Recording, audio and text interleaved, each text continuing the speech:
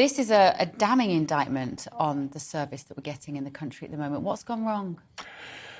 Well, the report is quite true. I mean, burglary when I was a young PC was a very high priority. And if you were a victim, you could expect as many as 4 visits from the police from the time you reported it. Unfortunately, what's happened since then is cuts.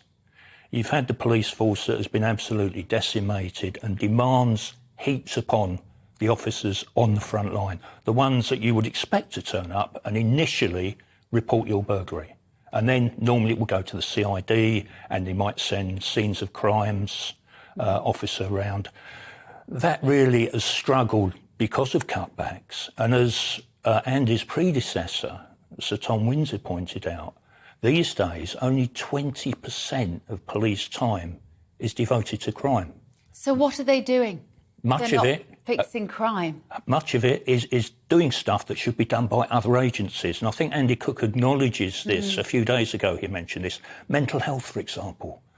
The amount of times officers are called out and spend hours and hours with mental health, people having a mental health crisis. A friend of mine's a mental health nurse. On Saturday, she came to de-stress in my local pub, and she said that she'd been dealing with a police officer, and she has nothing but praise for police, who they were dealing, him and his colleagues, with a violent mental health patient. It took them hours and hours before they were able to find this individual a bed.